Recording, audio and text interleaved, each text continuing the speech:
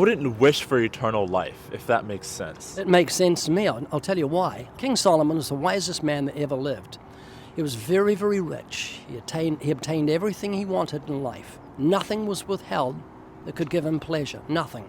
And he said this, vanity, vanity, all is vanity. It's like chasing the wind. He says, because one thing happens to all men and women, and that's death, and it makes life futile.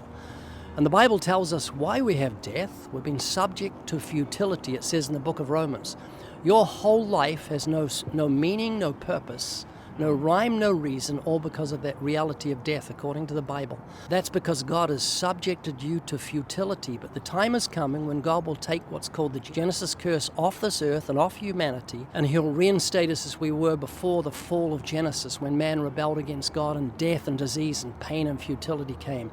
Man, if you could get a glimpse, just a glimpse for a moment of what God can do and what he's going to do for those that love him, you would say, what a fool I am. We're talking about the one that made the human eye, the one that made puppies and kittens, made the sun and moon, the stars, and the universe. He says this, eye has not seen nor ear heard, neither has it entered into the imagination of any man the wonderful things that God has prepared for those that love him. This earth is under his curse with earthquakes, disease, pain, suffering, and death, but God's going to take that curse off, and we're going to have pleasure forevermore, and I want you to be involved in that kingdom. I don't want you to have eternal remorse and saying, what a fool I was, just because of my love for sin I rejected the mercy of God. I want you to go away from here and think about my motive and think about the salvation of your soul. Would you sell an eye for $1 million? No. 10 million, both of them. Nope. See how precious your eyes are? Your eyes are merely the windows of your soul. Real Dominic is looking out those windows we call eyes. And Jesus said you're to despise the value of your eye compared to the value of your soul. This is what he said. If your eye causes you to sin, pluck it out and cast it from you.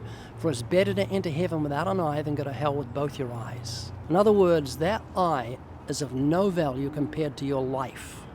And you're going to throw it away. Why? Because you've got your own philosophy, because you want to do your own thing. I so wanted to reach him, so I left him with the powerful words of Jesus. What shall it profit a man if he gains the whole world and loses his own soul?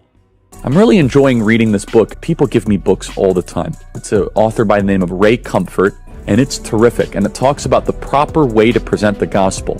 Here's an easy way to share your faith. Aluminum 10 Commandment coins, commandments on one side, the gospel on the other. Available at livingwaters.com.